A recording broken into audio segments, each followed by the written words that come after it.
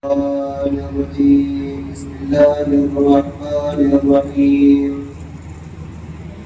الحمد لله رب العالمين الصلاة والسلام على أشرف الأنبياء والمرسلين سيدنا مولانا أبي القاسم محمد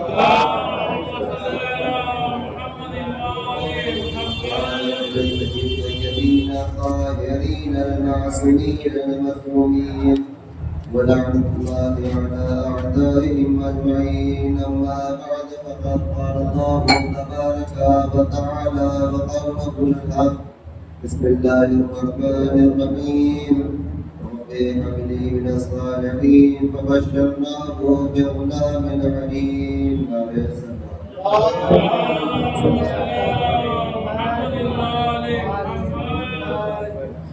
مختلف آواز کرنے سے پہلے اعتماد سے ایک مداس پر اور ایک مداس میں ہمارا قریب عالم میں ابتدا سے ضمیر حسن میں ہمارا جواد حیدر ظفر حیدر نذیر فاطمہ بنت محمد جعفر نذیر حسن ظہیر حسن سید محمد تقی احمد مرحوم سید ولایت حیدر عابدی مرحوم سید ظفر احمد نقوی مرحوم اور رائد اللہ مرحوم.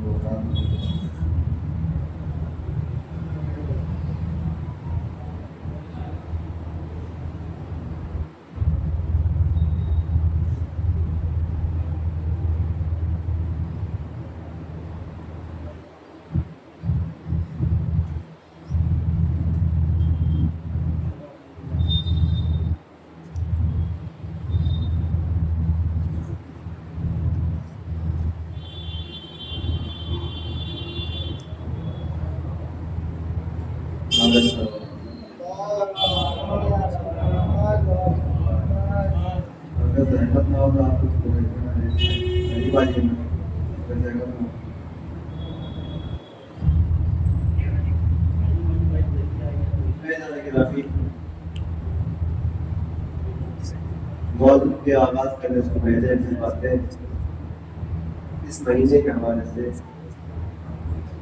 یہ جو مہینہ ہمارے نزدیک ہے جس مہینے سے ہم گزر رہے ہیں یہ کوئی عام مہینہ نہیں ہے بلکہ یہ وہ مہینہ ہے جس مہینے میں تین عیدیں موجود ہیں. اگر آپ اس مہینے کی تاریخ کو پڑھیں تو آپ کو اندازہ ہوگا اس مہینے میں کتنی عیدیں ہیں. اس مہینے میں جو مشہور عیدیں ہیں وہ 4 عیدیں ہوتی ہیں. پہلی عید الفطر ہوتی ہے، دوسری عید قربان ہوتی ہے، اور تیسری جو ہوتی ہے وہ عید غدیر ہوتی ہے، جو اپنی عید جمعے کے دن ہوتی ہے. یہ 3 عیدیں ہیں. ان میں سب سے اہم عید عید اکبر ہے، یعنی عید غدیر، جو اسلامی یعنی شیعوں میں جب سے مشہور عید ہے وہ عید غدیر والی عید ہے. اور جتنے مسلمان ہیں وہ 3 عید مناتے ہیں لیکن چوتھی عید نہیں مناتے ہیں. چوتھی عید غدیر کو نہیں مناتے ہیں. کہتے ہیں کہ مولا کو جو مولا کے معنی ہے مربوط مولا ہو فعاض علی مولا، جس کا میں مولا اس کے یہ علی مولا ہے. یہ کب ہوا؟ 18 ذی الحجہ. جو شیعہ میں جو سب سے مشہور سب سے بڑی عید ہے وہ عید غدیر کا دن ہے. جو غدیر کا دن عید آتی ہے وہ والی عید ہے. لیکن یہ شیعہ جو معنی لیتے ہیں وہ مولا کے جو معنی ہے وہ خلیفہ کے معنی ہوتے ہیں. اگر رسول یہاں پر لفظ خلیفہ استعمال کرتے تھے تو خلیفہ کا معنی صرف خلیفہ رہ جاتا. خلیفہ کا معنی صرف خلیفہ رہ جاتا. لیکن رسول نے لفظ مولا کو استعمال کر کے بتا دیا کہ دیکھو مولا کے اندر صرف خلیفہ کے معنی نہیں پائے جاتے، مولا کے اندر دوست معنی پائے جاتے ہیں، مولا کے اندر حاکم کے معنی پائے جاتے ہیں، مولا کے اندر خلیفہ اور رہبر جانشین کے معنی پائے جاتے ہیں، مولا کے اندر سارے صفات، مولا کے اندر سارے معنی پائے جاتے ہیں. لیکن خلیفہ کے اندر میرے پاس سے خلیفہ ہو گئے. بہرحال بات کو چھوڑتے ہوئے یہ جو مہینہ ہے اہمیت اس کی بہت زیادہ اہمیت دی گئی ہے اور اس میں مختلف مناسبتیں پائی جاتی ہیں. جو آج کی شب ہے وہ شہادت جناب مسلم کے عنوان سے ہے، کل جناب مسلم کی شہادت کی ہے۔ اس کے بعد جو عید قربان یعنی 10 تاریخ کو عید قربان ہے۔ جو لوگ حج پہ جاتے ہیں ان کے لیے قربانی واجب ہوتی ہے، لیکن جو ہندوستان میں ہے، جو اپنے وطن میں رہتے ہیں، ان کے لیے قربانی مستحب ہے۔ اگر آپ ان سے پوچھیں کہ آپ قربانی کیوں کرتے ہیں تو سب کا جواب ایک ہی ہوگا کہ جناب ابراہیم کی سنت ہے۔ آپ صرف شیعوں سے نہیں بلکہ آپ تمام مسلمان ممالک سے کسی مسلمان سے پوچھ لیجئے کہ آپ قربانی کیوں کرتے ہیں تو سب کا یہی جواب ہوگا کہ جناب ابراہیم کی سنت ہے قربانی کرنا۔ جب جناب پروردگار عالم نے جناب ابراہیم کو حکم دیا ابراہیم خانہ کعبہ کو بناؤ، تو جناب ابراہیم نے اسماعیل کو لیا اور لینے کے بعد خانہ کعبہ کو بنایا، خانہ کعبہ کی تعمیر کی۔ جب خانہ کعبہ تیار ہو گیا، جب خانہ کعبہ مکمل طریقے سے بن چکا تو پروردگار عالم نے حکم دیا اے ابراہیم اب مسلمانوں کو حکم دو، اب لوگوں کو بتاؤ اس لیے بالحج، حج کے لیے لوگوں کو بتاؤ، حج کی دعوت دو۔ اب جناب ابراہیم نے پروردگار عالم نے سوال کیا بارہا مسلمان اتنی دور دور پر ہے، میری آواز اب تک نہیں پہنچے گی۔ اس زمانے میں میں تھا نہیں، لاڈ اسپیکر تھا نہیں، اس زمانے میں کوئی سسٹم تھا نہیں جس کی وجہ سے مسلمانوں کو بلایا جا سکے۔ تو پروردگار عالم نے حکم دیا کہ اے ابراہیم آواز دینا تمہارا کام ہے، آوازوں کو پہنچانا میرا کام ہے۔ اب اس زمانے میں جناب ابراہیم نے مسلمانوں کو بلایا، آواز دیا اور آواز اس طریقے سے پہنچی کہ آج مسلمانوں کے درمیان گونج رہی ہے، صرف مکے تک نہیں ہے بلکہ ہندوستان تک ہے، پاکستان تک ہے، جتنے ممالک ہیں تمام یہ آوازیں گونج رہی ہے۔ اور یہی وجہ ہے کہ آج لوگ حج کے لیے جا رہے ہیں۔ اب یہی وجہ ہے کہ لوگ حج کرنے کے لیے جا رہے ہیں۔ جب حج کرنے جاتے ہیں قربانی کے پاس پر جان دیتے ہیں، کہا اس لیے حج کرنا جناب ابراہیم نے کہا زیادہ حج کرنا ہے۔ اب قربانی کیوں کر رہے ہیں؟ تو اللہ کا حکم ہے، جناب ابراہیم کی سنت قربانی کر رہے ہیں۔ معلوم یہ ہوا کہ جناب ابراہیم کی سنت پر تمام مسلمان عمل کر رہے ہیں، جبکہ آج کے مسلمان دیکھو اس زمانے میں لوگوں سے یہ سمجھ گئے جناب ابراہیم کے زمانے والے کے ان کے دور میں تکبر فرض تھا، لیکن آج کے زمانے والے کیوں عمل کر رہے ہیں؟ جبکہ ہم جناب ابراہیم کے قوم سے نہیں ہے، ہم جناب ابراہیم کے ملت سے نہیں ہے، ہم جناب ابراہیم کے امت سے نہیں ہے، ہم کیوں کر رہے ہیں؟ آج تمام مسلمان جناب ابراہیم کی سنت عمل کو کر رہے ہیں، آج تمام مسلمان قربانیاں کر رہے ہیں۔ کہا کس لیے کہا جناب ابراہیم نے کہا ہے میں مسلمانوں کو استعمال کروں گا۔ آج جناب ابراہیم کی سنت عمل کر رہے ہو، جبکہ تم ان کے امت سے ہو نہیں، لیکن تم ان کی بات تو نہیں مانتے ہو، جنہوں نے کہا میں انسان کے لیے کچھ نہیں چاہتا، میں تم سے کچھ نہیں چاہتا مگر یہ کہ میرا برابر داروں سے اس لیے محبت کرو۔ یعنی قربانی کرتے ہو لیکن تم اپنے نبی کی بات نہیں مانتے ہو۔ نبی نے کہا اللہ صلی اللہ علیہ وسلم کہ تم جو ہم تبلیغ کر رہے ہیں اس کا کوئی اثر نہیں چاہیے، مجھ سے تمہیں کوئی تحفہ نہیں چاہیے مگر یہ تم میرے برابر داروں سے محبت کرو۔ جناب ابراہیم کی بات مان رہے ہیں کہ جو اس امت سے نہیں ہے، لیکن بالآخر رسول کی بات نہیں مان رہے ہیں، جن کو اپنے نبی کہتے ہیں، جن کو اپنے محمد کہتے ہیں، جن کے بعد کہتے ہیں نبی ہمارے ہیں، لیکن نبی کو تو مانتے ہیں لیکن نبی کی نہیں مانتے ہیں۔ لہذا تمام مسلمان جناب ابراہیم کی سنت کو اچھے طریقے سے انجام دیتے ہیں، مکمل کرتے ہیں، لیکن رسول خدا کی سنت کو تباہ و برباد کر دیتے ہیں۔ نہ رسول خدا کی یہ بات مانی کہ میں ان سے کچھ نہیں چاہتا، میرے برابر داروں سے محبت کروں۔ پھر رسول نے فرمایا برکت مولا ہو ہمارا علی مولا، جس کا میں مولا اس کے لیے علی مولا۔ لیکن تمام مسلمان کیونکہ مولا کائنات سے دشمنی تھے، دشمنی کی بنیاد اپنے نبی کو چھوڑ دیا۔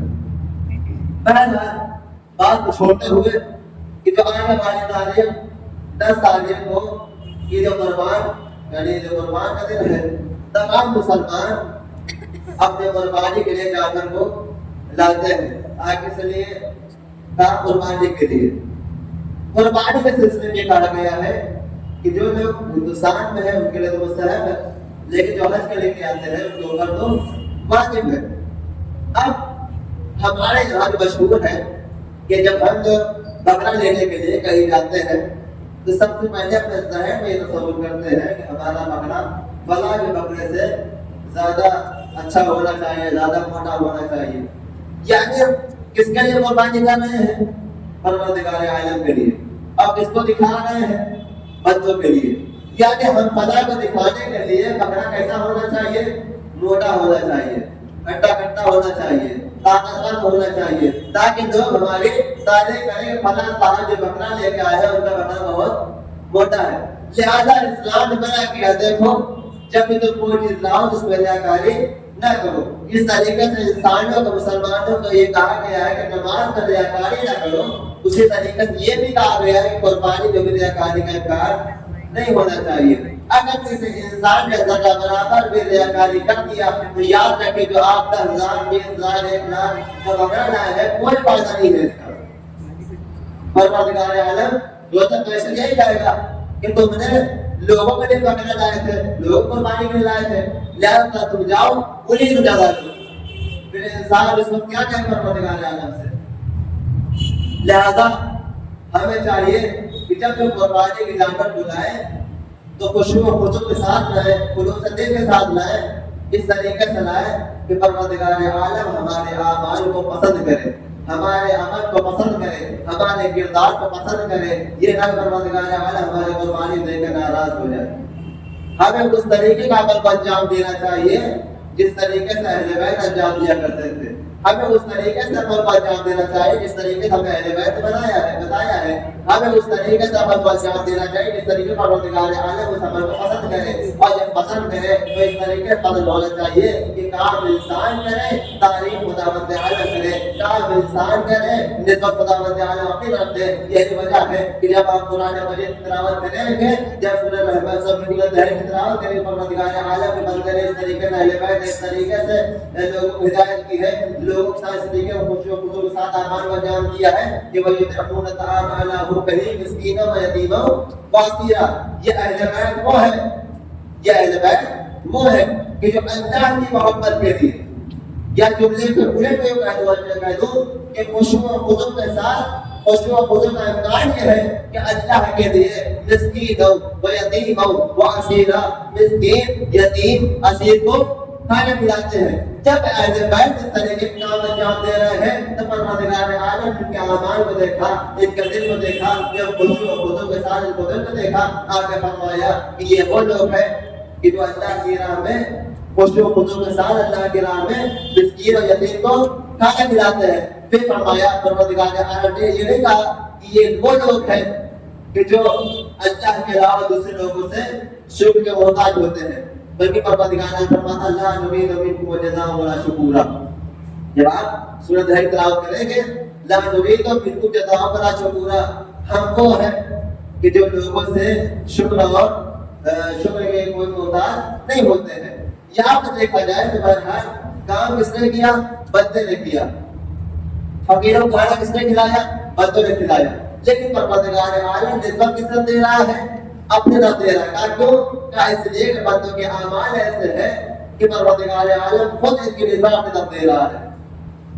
اگر آپ قرآن مجید دوسری آیت دیکھیں، جب سورہ ضحیٰ پڑھیں گے وَالضُّحَىٰ وَاللَّيْلِ إِذَا سَجَىٰ مَا وَدَّعَكَ رَبُّكَ وَمَا قَلَىٰ وَالْآخِرَةُ خَيْرٌ لَكَ مِنَ الْأُولَىٰ۔ فَأَمَّا الْيَتِيمَ فَلَا تَقْهَرْ۔ جب بندے کے اعمال اچھے ہوتے ہیں تو خداوند عالم اس اعمال کی نسبت اپنی طرف دیتا ہے، نہ کہ بندے کی طرف دیتا ہے۔ اس لیے کہ قرآن مجید کی دوسری آیت میں ضحیٰ میں میں نے آپ سے تلاوت کی کہ فَأَمَّا الْيَتِيمَ فَلَا تَقْهَرْ۔ یہ رسول کو مخاطب ہو کے پروردگار عالم کہہ رہا ہے کہ یا رسول اللہ میں نے آپ کو یتیم نہیں پایا، میں نے آپ کو یتیم پایا، پھر پناہ کس نے دیا؟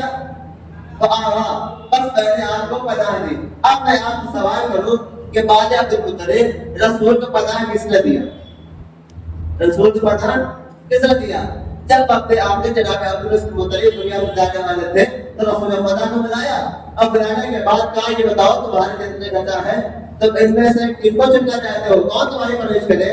تو رسول خدا نے ابو طالب کو اشارہ کیا کہ یہ ہمارے سرپرست ہوں گے۔ اب رسول خدا نے ابو طالب کو بلایا، بلانے کے بعد وصیت کی کہ ابو طالب دیکھو میرے بعد رسول خدا کا خیال رکھنا، دیکھو اپنے اولاد سے زیادہ ان کا خیال رکھنا۔ لہذا ابو طالب نے رسول خدا کی پرورش کی، اب اس طریقے سے پرورش کی کہ کام بندے نے کیا، خدا اپنا نسبت دے رہا ہے۔ کیا نسبت دیا؟ فہم فلیتیم فلا تقہر، رسول فلیتیم فآوا، بس خدا پروردگار عالم کہہ رہا ہے فآوا، بس میں نے رسول کو بنا دیا۔ کیا خدا عالم نے رسول کو بنا دیا تھا؟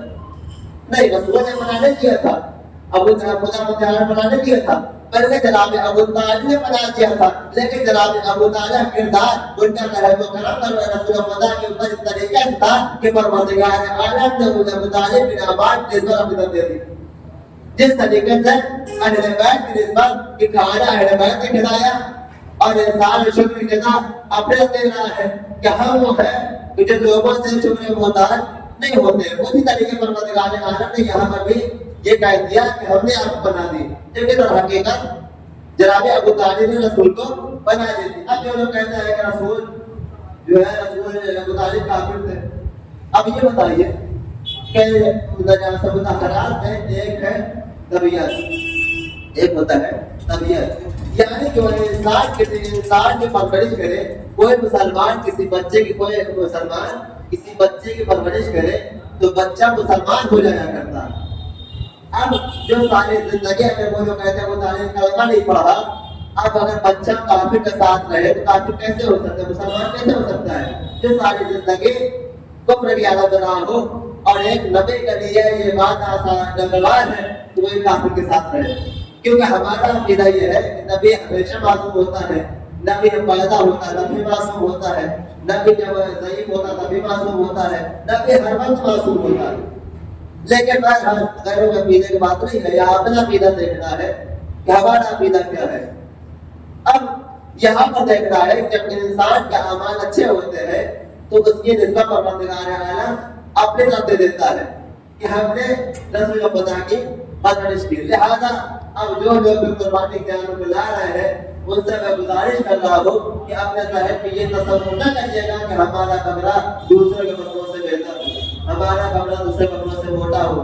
لہذا اس میں خوشی و خضوع کے ساتھ انجام دیجیے، اس میں خلوص دل کے ساتھ انجام دیجیے، نہ کہ دوسرے کو دکھانے کے لیے، کیونکہ یہی ایک دکھاوا انسان کی نماز کو باطل کر دیتا ہے، یہی ایک دکھاوا انسان کے اعمال کو باطل کر دیتا ہے۔ لہذا بات کو چھوڑتے ہوئے پھر سے کہ آپ یہ دیکھیے ہم قربانی کرتے کس لیے ہیں۔ جناب ابراہیم قربانی کا راز یہ ہے کہ اللہ بقیسی اپنی کتاب حیات القلوب میں نقل کرتے ہیں کہ جناب ابراہیم مسجد الحرام میں سو رات میں خواب میں دیکھا، کیا دیکھا کہ اپنے بیٹے اسماعیل کو ذبح کر رہے تھے۔ اب حالت یہ ہے کہ جناب ابراہیم بیدار ہوئے، اب بیدار ہونے کے بعد بیدار ہوئی، نماز پڑھی، نماز پڑھنے کے بعد روانہ ہوئے۔ آنے کے بعد اسماعیل کو بلایا، بلانے کے بعد کہا کیا بیٹا میں نے خواب میں دیکھا ہے کہ میں تمہیں ذبح کر رہا ہوں، تمہارا کیا کہنا ہے؟ جناب اسماعیل نے کہا بابا یا ابی بلغ اور ستجدنی انشاءاللہ من الصابرین، کیا بابا آپ اس حکم پر عمل کیجیے۔ لہٰذا یہاں ایک غور و فکر کی بات ہے کہ نبی خواب میں دیکھتا ہے لیکن وہ خواب نہیں ہوتا بلکہ حکم خدا بندی ہوتا ہے۔ اب جناب اسماعیل کو لیا، لینے کے بعد حاضر قریب آنے کے بعد کہا ایک رسی اور ایک چھری دو۔ اب ایک رسی ایک چھری کو لینے کے بعد جلدی روانہ ہوئے میدان میں کی طرف۔ اب چلے، اب ہوا یہ کہ حضرت شیطان آگے بڑھے، بڑھنے کے بعد حاضرہ کے پاس آنے کے بعد کہا حاضرہ آپ کو معلوم ہے کہاں لے گئے ہیں؟ کہا اپنے دوست سے ملنے کے لیے لے گئے ہیں۔ کہا اپنے دوست سے ملنے کے لیے نہیں لے گئے بلکہ جناب اسماعیل کو ذبح کرنے کے لیے لے گئے ہیں۔ کہا جناب اسماعیل کو ذبح کرنے کے لیے لے گئے ہیں۔ تو جناب حاضرہ نے کہا یہ بتاؤ کیا تمہیں معلوم نہیں ہے جناب اسماعیل کے مدتوں بعد میں ولادت ہوئی ہے، جناب اسماعیل کے 3 دن بعد جناب ابراہیم کو ملے ہیں، اور باپ کو بیٹے سے کتنی محبت ہوتی ہے، وہ ایسا نہیں کر سکتے۔ اب شیطان نے کہا کہ دیکھیے ان کے اوپر زیادہ ہو گئی ہے، معذاللہ ان کا دماغ خراب ہو گیا ہے. اتنا جملہ سننا تھا. جناب حاضر نے کنکڑی کو اٹھایا، اٹھانے کے بعد شیطان کو مارا. اب مارنے کے بعد نکل جا تو شیطان ہے. اب اور شیطان نے ہاتھوں کو جوڑا. جوڑنے کے بعد کہا حاضرہ اب میرا سوال یہ ہے کہ آپ نے مجھے پہچانا کیسے میں شیطان ہوں؟ کہا دیکھو جو نبی کے دماغ پر شک کرے وہ انسان نہیں بلکہ شیطان ہوا کرتا ہے. اب مجھے آج تمام مسلمانوں سے سوال کرتا ہوں جو نبی کے دماغ پر شک کرے وہ انسان نہیں بلکہ شیطان ہوا کرتا ہے. جناب نے تاریخوں میں پڑھو، اپنے کتابوں پڑھو کہ وقت آخر کس نے نبی کے دماغ پر شک کیا تھا؟ کس نے؟ حسبنا کتاب اللہ کہا تھا. کس نے کہا تھا ہمارے لیے کتابیں کو خدا کافی ہے؟ اس کے بعد بہرحال اب یہاں سے ناکام ہوا. آیا اس کے پاس جناب اسماعیل کے پاس. کہاں جا رہے ہو؟ کہا مجھے لے جا رہے ہیں دوست ملوانے کے لیے، مجھے ذکر کرنے کے لیے جا رہے ہیں. کہا کہ دیکھو یہ پاپ ہوتا ہے، پاپ کوئی طاقت نہیں ہوتی ہے کہ شیطان کا ہوتا ہے بہکانا. شیطان کا ہوتا ہے بہکانا. آیا اسماعیل کے پاس. کہا دیکھو تمہارے بابا ضعیف ہو گئے ہیں، انہوں نے کام میں دیکھا تو ہو سکتا ہے جھوٹ بول رہے ہو سکتا ہے ان کا دماغ خراب ہو گیا ہو. اتنا کہنا تھا اور لکڑی اٹھایا اسماعیل نے. اسماعیل اٹھانے کے بعد شیطان کو مارا. مارنے کے بعد اعوذ باللہ کے لیے بنا دیا. اسے بٹھا کو جوڑا. کہا آپ نے کیسے پہچانا؟ کہا دیکھو جو نبی کے دماغ میں شک کرے وہ انسان نہیں، جو نبی کو جھوٹا کہے وہ انسان نہیں، وہ انسان نہیں بلکہ شیطان ہوا کرتا ہے. اب ذرا تاریخ اٹھانے دیکھیے کسے نبی کو جھوٹا کہا، کسے نبی کو ہزیان بیماری بتائی. اب خود سمجھ سکتے ہیں وہ انسان نہیں بلکہ شکل انسان میں شیطان تھے. اس کے بعد جناب ابراہیم کے پاس آئے. آنے کے بعد کہا کہاں لے جا رہے ہیں؟ کہا کہ میں اپنے حبیب کی محبت میں اپنے بیٹے اسماعیل کو ذبح کرنے کے لیے لے جا رہے ہیں. کہا دیکھو یہ کوئی فارم ہے، فارم میں خود جا سکتا ہے، لہذا اتنی مدتوں بعد آپ کو ایک بیٹا ملا ہے. اگر اس سے پہلے دیکھیں جناب اسحاق ہوئے تھے، اس کے بعد مدتوں بعد جناب اسماعیل کا. کہا اتنی مدتوں بعد آپ کو ایک بیٹا ملا ہے، آپ اس کو میرا قربان کر دے رہے ہیں. دیکھیے یہ سب کچھ نہیں ہوتا، آپ پہ نہیں ہوتا. نہ چھوڑیے واپس جائیے گھر، یہ سب خدا پروردگار عالم کو معلوم نہیں ہے. کہا اچھا.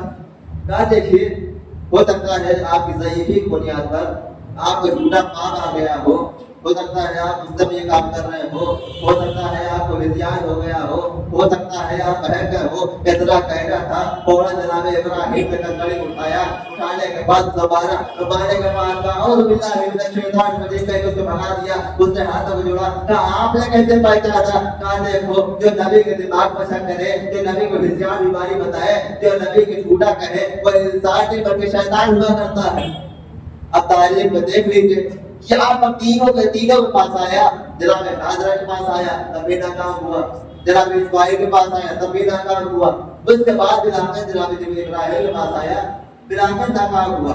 اب اس کے بعد یہ واقعہ ہوتے ہوتے مینا کے میدان میں پہنچا. اب جب مینا کے میدان میں پہنچے تو کیا ہوا کہ جناب ابراہیم نے جناب اسماعیل کو لٹایا. لٹانے کے بعد چاہا چھری کو نکالنے کے بعد چاہا یہ چھری چلایا. جناب اسماعیل اچانک اٹھے بات کا بابا جوان بیٹے سے طور پر دیکھا نہ جائے گا. جب آپ چھری چلائیں گے صاحب اولاد آپ کو جانتے ہیں بابا بیٹے سے کتنی ہوتی ہے.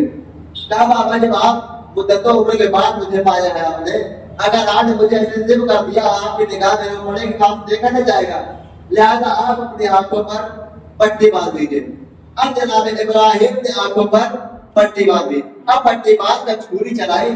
جب روایت ملتا ہے وہ تیز ہو جناب ابراہیم نے پہلے تو چھری چلائی، چھری پھسل گئی. دوسری بار چلائی، تیسری بار چلایا تو اتنی دیر میں جناب ابراہیم نے جیسے چھری چلایا اسماعیل ہٹ گئے. جبریل آسمان سے نازل ہوئے، دمبے کو لیا، دمبا ذبح ہو گیا. اب جناب ابراہیم خوش ہوئے، قربانی قبول ہو گئی. جیسے ہی پٹی ہٹایا کیا دیکھا اسماعیل سائڈ کھڑے ہوئے، کنارے کھڑے ہوئے اور جناب دمبا ذبح ہو گیا. اب مایوس ہو گئے. اتنے میں پروردگار عالم نے دیا یا ابراہیم، اے ابراہیم یا ابراہیم ہم نے تمہاری اس قربانی کو ذبیحیت سے بدل دیا ہے، یعنی تمہاری اس قربانی کو قبول کر دیا.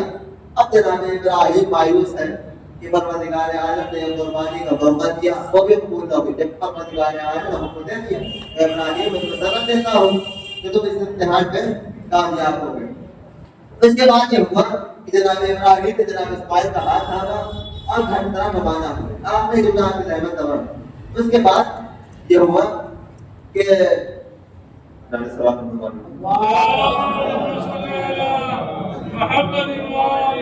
طرف روانہ ہوئے. کیا دیکھا کہ جناب حاضرہ دروازے پر موجود ہے. اب باپ بیٹے کا انتظار کر رہی ہے. جیسے ہی جناب ابراہیم جناب اسماعیل کا ہاتھ تھام کر آ رہے تھے, جناب حاضرہ کی نگاہ جناب اسماعیل کے گلے میں پڑی. اب پڑھنے کے بعد کیا دیکھا کہ جناب اسماعیل کے گلے پر چھرے کے نشان تھے. جناب حاضرہ بلال میں جناب اسماعیل کے پاس گئی, پوچھا بیٹا کیا وجہ ہے, کیا وجہ ہے, کس وجہ سے تمہارے گلے پر چھری کے نشان ہے. تو تمام واقعہ بیان میں نظر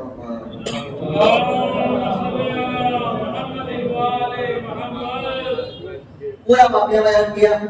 واقعہ بیان کرنے کے بعد جب یہ سنا کہ جناب ابراہیم نے جناب اسماعیل کے اوپر چھری پھیر دی تو جناب حاضرہ صدمے میں آئی. اور ایک روایت کی بنیاد پہ اسی میں وہی بیمار ہونے کے بعد دنیا سے چلی گئی. پتہ یہ چلا کہ جناب حاضرہ نے صرف ایک چھوٹے کے نشان دیکھے تھے, اس سے دیکھا نہ گیا. لیکن کربلا کا میدان کی طرف کریے تو ایک زینب 72 لاشوں کو دیکھ رہی تھی. ایک زینب 72 لاشوں کو دیکھ رہی تھی. کبھی یہی زینب جناب علی اکبر کے لاشوں کو دیکھ رہی تھی, کبھی یہی زینب جناب علی اصغر کے لاشوں کو دیکھ رہی تھی, کبھی یہی زینب جناب حسن کے لاشوں کو دیکھ رہی تھی. ازبکستان خدا آپ کو کوئی غم نہ دے سوائے غم سید الشہداء کے. عزیزوں, آج کی تاریخ وہ تاریخ ہے جس میں باقی حسین کے سفیر کو اس دنیا سے روانہ کر دیا گیا. آج شب ہے, شب شہادت مسلم بن عقیل. ہاں عزیزوں, وہ وقت بھی آیا کہ جب وہ بے بار اور امام قتل کے مولا اب آپ آئیے ہماری ہدایت کے لیے آئیے. اے مولا اب ہماری ہدایت کے لیے کوئی بچا نہیں ہے. اے مولا ہماری ہدایت کی کوئی آنے کے لیے تیار نہیں ہے. تو کون نام حسین نے خط لکھا کہ دیکھو میں تمہاری طرح اس کو بھیج رہا ہوں جو میرا سفیر ہے. میں اس کے اوپر پورے یقین رکھتا ہوں کہ میرا ٹکرانا بھائی ہے. اگر اس کو مسلم ابن عقیل کہا جاتا ہے. روایت کہتی ہے اس کا تو امام نے کوفے کی طرف روانہ کیا. جب کوفے میں خط پہنچا سب نے بات کو پڑھا. اس کے بعد کچھ دن کے بعد جناب مسلم کو امام حسین نے بلایا. بلانے کے بعد کہا مسلم اگر میں تمہیں اپنا سفیر بنا کر کوفے کی طرف روانہ کر رہا ہوں. آج ادھر میں وقت بھی آیا کہ جناب مسلم کوفے پہنچے. ارے کوفے میں معرف ہوئے. روایت کہتے ہیں 16,000 لوگوں نے ارے آپ کے ہاتھوں پر بیعت کی. بیعت کرنے کے بعد وہ وقت بھی آیا. روایت کہتے ہیں ارے تقریباً کا وقت ہوا. جناب مسلم نے وضو کیا. وضو کرنے کے بعد مسجد میں تشریف لائے. اور تشریف لانا تھا وضو کیا. وضو کرنے کے بعد نماز پڑھانے کی کوشش کی. جب نماز پڑھنے لگے جانے کے بعد جناب مسلم ابھی نماز شروع نہیں ہوئی ہے. جناب مسلم نے پیچھے مڑ کر دیکھا. ارے لوگوں کی تعداد ہے. ارے کافی لوگ ہیں. مسجد کل ہے. اتنے میں جگہ نہیں ہے کہ کوئی دوسرا انسان آ سکے. لیکن کہتا ہے جناب مسلم نے نماز ختم کی. کیا دیکھا ارے جو لوگ تھے وہ کم ہو گئے. اب آدھے لوگ ہیں. جیسے ہی جناب مسلم نے ارے عشاء کی نماز مکمل کی. کیا دیکھا پیچھے کوئی بچہ نہیں ہے. یہ 2 بچے تھے وہ بھی جدا ہو گئے. روایت کہتے ہیں ارے جناب مسلم نے نماز کو تمام کیا. تمام کرنے کے بعد باہر آئے. آنے کے بعد کہ وہ جناب مسلم کے پاس کوئی گھر نہیں ہے. جناب مسلم ارے ایک گھر سے ایک گھر سے دوسرے گھر جاتے ہیں. وہ مطلب بھی آیا. جب رات کی تاریخ گزر گئی جناب مسلم چلتے تھک گئے. اب جناب مسلم نے دیکھا ایک دروازہ ہے.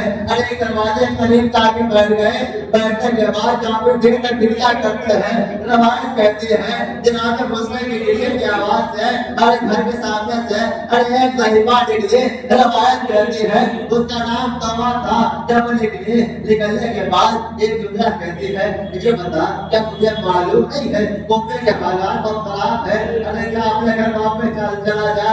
ارے جا. ارے کسی کو رہنے نہیں دے رہا ہے. اتنا کہنا تھا جناب مسلم کے مسلم کے ساتھ ایسا ہی بات. ارے جہاں پر جس کا کوئی گھر نہ ہو ارے وہ کہاں جائے. جیسا ہی آواز جناب مسلم کی کانوں تک जैसे सैयाबा जनाब हुसैन पर कानू तक पहुंचे। अरे सही बात है। अरे दस्तूर यादों को जोड़ा और जोड़ने के बाद जुमला कहा ऐसा तो कहां से आया है। जनाब मुस्लिम ने कहा ऐसा ही बात अरे तूने मुझे पहचाना नहीं। अरे मैं मुस्लिम अमीर हूँ। अरे मैं अली का पोता हूँ। मैं अपने तैयार का पोता हूँ। अरे अमीर का बेटा हूँ। रवायत कहते हैं वो सही पानी जैसे ही सुना फौरन कहा कि ऐसा मुझे जान गए ऐसा मुझे पहचान गए। अरे मैं तेरे बाप को परिणाम रखते थे। मैं अली को अच्छा से जानते हूँ। मैं अली को अच्छा से जानते हूँ। ये कहने के बाद अरे तरीका करते हैं अरे मुस्लिम अरे मेरे घर के अंदर आओ। अरे बाहर के हालात और खराब है इतना कहना था। सही बात जनाब मुस्लिम को अंदर ले गई। ले जाने के बाद ये किबला कहती है क्या कहते हैं ऐ मुस्लिम अरे तुम बहुत देर से गिरया कर रहे हो। क्या तुम्हें प्यास लगी है। अरे तुम्हें प्यास लगी तो तुझे पानी दे दो। अरे तुझे भूख लगी तो तुझे खाना दे दो। रवायत करते हैं जब मुस्लिम ने खाने से इनकार कर दिया कहा अगर तेरे पास पानी हो तो पानी दे देना। इतना कहना था जब पानी आया जनाब मुस्लिम ने पानी पक दिया। पहले के पीने के बाद फिर पानी मंगाया।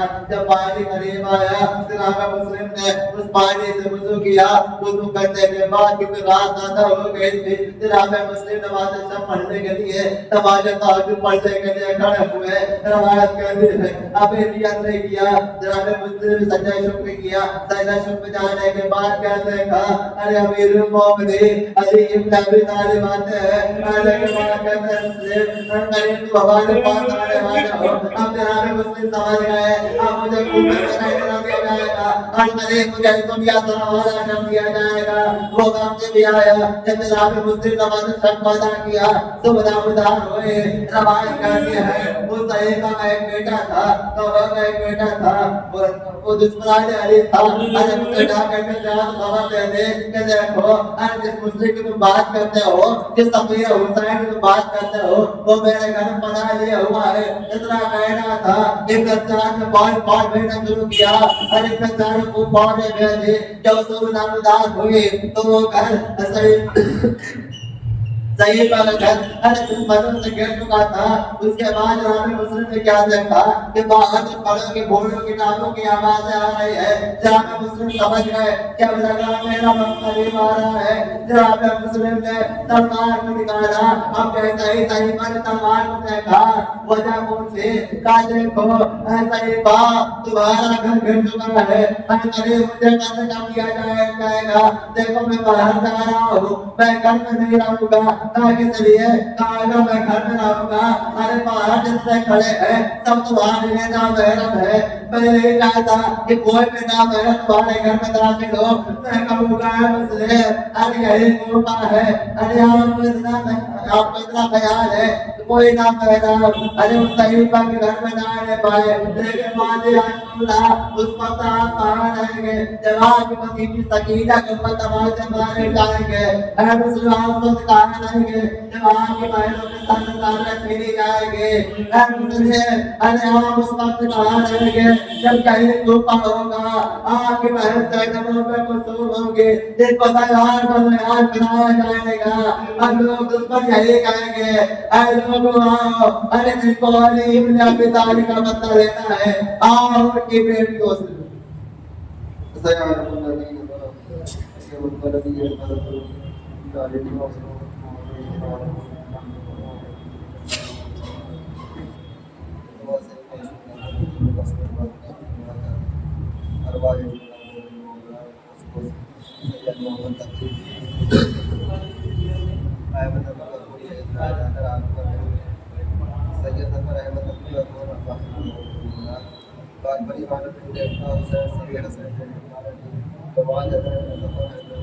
नज़ीर मोहम्मद जाफर